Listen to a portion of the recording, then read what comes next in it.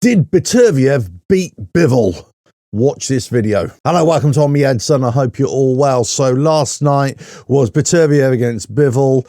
What a fantastic fight. What a fantastic fight for boxing to display two boxers at the absolute top of their game. It was a joy to watch. Was it an absolute barnstormer, a slugfest in terms of, eye-opening for wider sports fans? I don't think it was. But in terms of a boxing event, I thought it was absolutely fantastic.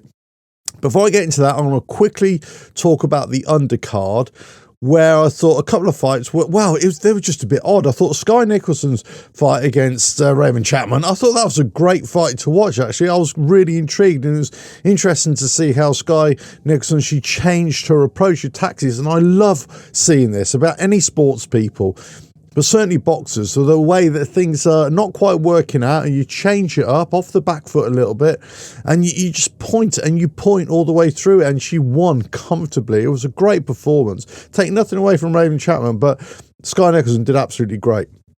In terms of, I don't know what to make of Ben Whittaker and Liam Cameron. I said before the fight that Liam Cameron is not there just to make up the numbers. He's actually there to come and fight, and he definitely did that.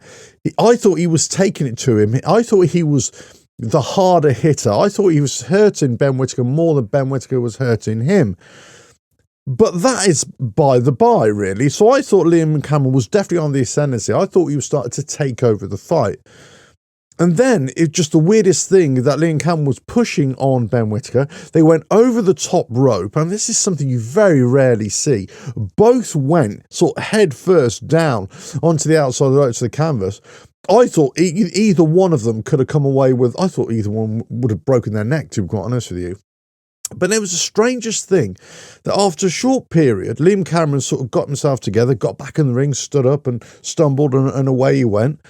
But Ben Whittaker just lay there, and it was grimacing, and I thought, okay, has he really hurt his shoulders? Has he really hurt his neck? What's gone on? But then it transpired it was his leg.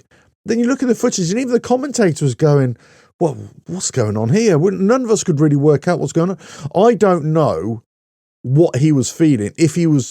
The injury didn't seem to come from the leg. The injury would come from the shoulder for the neck, from the way he fell. But again, I just can't see it. I don't know what was going on there. I don't know. I don't want to accuse of being play acting or something like that. Some people have already said that. I just don't know what it was. I couldn't see where the injury was. Granted, if there's the injury then you have to pull out. But then you look at the scorecards, because they take the scorecards, because it went past, was it the second round or the third round or whatever it is? That's where they go to the scorecards as the fight is. And they had it as a draw. And I was just like, I couldn't see that either. I could only see that as a Liam Cameron win. But hey, listen, what can I say? It was just a very odd finish to that one. Okay, next one. Chris Eubank against Zamareta. I thought, he basically schooled him.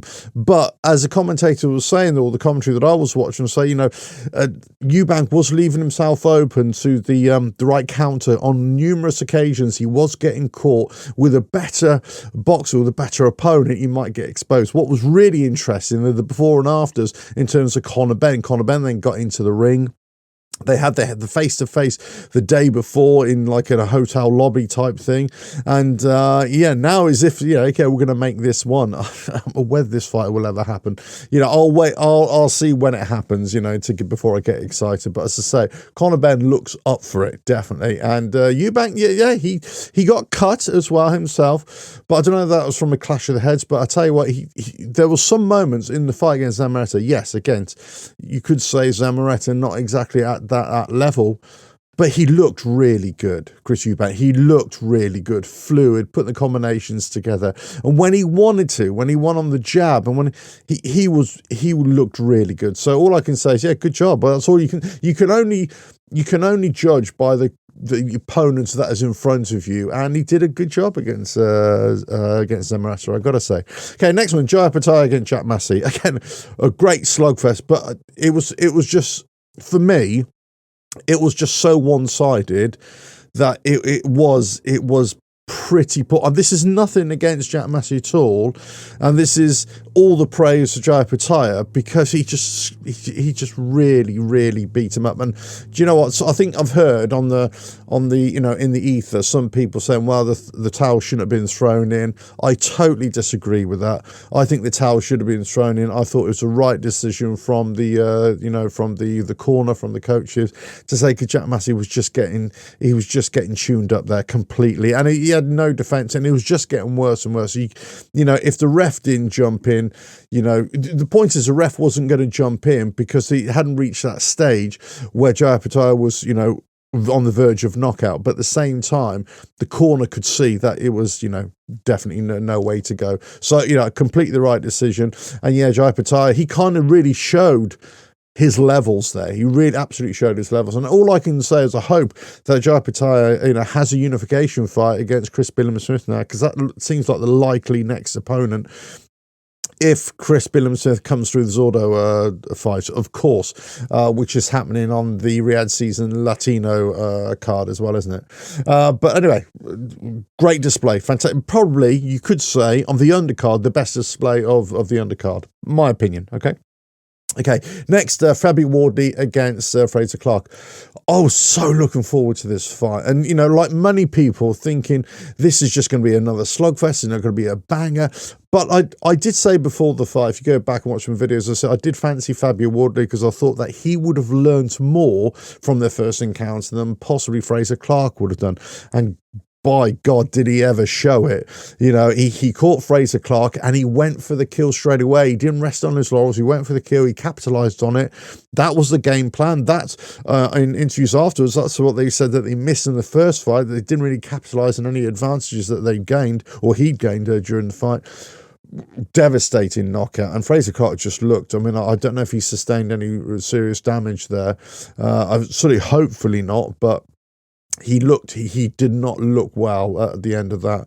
But Fabio Wardley, fantastic win, you know, and that just takes him on to the next level. And I said before this fight, whoever wins out of this, especially for Fabio Wardley, who's got more of a track record recently, this takes him out of the British sort of level. It takes him, for me, it takes him beyond European. It takes him into that world level. Now, where in the world level, we'll have to wait and see, but certainly getting some big fights. You would imagine from the top 7 to top 15, I would say he's definitely in the mix there, certainly for the next fight. And if he comes through that, yeah, then you can be talking of you know, the top 4 to 7, something like that, you know, in the different bouts. But anyway, great result from Fabio Wardley. Really terrible to see for Fraser Clark, but as I say, you know, it was just a great dominant performance, and he capitalized on his strengths. And yeah, fair play to him. Absolutely fair play to him. Okay, let's get to the main fight. Right, did Beterbiev win this fight? I've got to say, I've got to look at this from two different optics. So there's an eyes-on optics, and then there's a point scoring optic as well. Okay, if I'm just looking at the fight, this is the way I would score it. Round 1, 2, and 3, I would have it to Bivol. 4, 5, and 6, I've had it to Beterbiev. 7, 8, 9, 10, I'd have it pretty much even. And then 11 to 12, I would have it for Beterbiev. In terms, now, the reason why I go that is because of more of the aggression, more on the front foot, more taking the fight to the opponent. That's what Beterbiev was doing the whole time. Even though he was getting clocked a few times, even though he was, you know, you could tell that some of these punches were hurting as well, he kept on coming forward. So eyes on, you kind of think Beterbiev is winning this fight. Now, he took over for me in the 11th and 12th round. He took it over, and I was saying to myself, you know, you're sitting in a room, you're thinking, yeah, Beterbiev's got this. This is Beterbiev's fight. That was my eyes on. Okay, that was my eyes on. But then I was analysing each round as I was going through, and I said, no, Bivol's countering here. His movement is sublime, and Beterbiev's pointing wasn't as great as I deemed Bivol's to be as high. So I thought they were both pointing, they were both scoring, but I thought Bivol was doing it more cleanly. Whilst the aggression was coming from Beterbiev, Bivol was boxing better, I thought. And this was for most of the rounds. Yes, and it was, look, you can't really say that. I've heard so many people on the internet and, YouTube saying, oh, Bivol was robbed. I don't think he was robbed at all. This is not a case of saying somebody was robbed, where it was just a clear winner and it was a travesty of justice that, the other guy won. No, I don't see it that way. I see it that this is a very close fight. Two styles that complemented each other, but they were contrasting, and one was just on the aggressive the whole time and on the front foot, and the other one was just moving around the ring and boxing clever for the most part, but also coming out with great combinations and great counter punches as well. I just thought it was a brilliant fight to watch. But on the face of that, on looking at it from a pointing point of view, I had it as Bivol. I had it as Bivol to win it just by one round. I had it to win. It was very close. I had it like 115, 113, very close. But I had it for Bivol. So it's a weird one because eyes on, you look at it and I think it's Beterbiev. But I look at it from a just points scoring. I look at it at Bivol. I've got to see this fight again. That's all I can say. I've got to see this fight again. This is just a fantastic fight. This is a fight for the ages. It's an absolute brilliant fight. And the only problem is, I suppose, it didn't capture the imagination of the wider sporting audience. But do you know what? I really don't care. I really don't care that it didn't capture the wider consciousness, because I say for boxing fans, this is exactly what you want. That was a true 50-50 fight where people have been criticising me recently from different channels of the last video which I put out talking about the decline of the boxing card or boxing cards in Riyadh season in terms of 50-50 fights and whether these fights they're suitable for the Riyadh season, right? I think people have misunderstood what I've said there for a start. This wasn't. This was absolutely what we needed to see, what we wanted to see. And I thought both fighters were fantastic before the fight, during the fight, and post-fight as well, as many people have commented. But I've got to say, I don't think it was a robbery. I think from the points point of view, it was Bivol's. From an aggressive point of view, it was Beterbiev's. It could have gone either way. If you said to me it would have been a draw, I would have said, that's an absolutely fair result. But for me, I could see why they give it to Beterbiev, and I can see why they would give it to Bivol as well. But to say Bivol was robbed, I don't think he was. But I'd love to see this fight again. We've got to see this fight. If there was ever a fight that warranted a rematch, this was the fight. Fury and Usyk, AJ Dubois, any other fight that you can think of, they don't hold a candle to this fight in terms of the validity to call for a rematch. Let us know your thoughts in the comments below. But I thought it was a fantastic fight. I really enjoyed the undercard as well. I still question some of the fights in terms of, are they really suitable for the Riyadh season fight card? I'm still scratching my head over the Ben Whittaker injury as well. I just don't get it. I just don't understand it. I'll be so intrigued to see where Chris Eubank Jr. goes next in terms of opponent, in terms of how many fights he actually has next year as well. Is he going to be playing silly beggars in terms of negotiations as well? Great to see Sky Nicholson on there for the first female fight for the Riyadh season as well. Great display. Jaya Pataya just showed why he is Ring Magazine #1 as well, that cruiserweight. For me, he just such a dominant display. Fabio Wardley, onwards and upwards. That's all you can say there.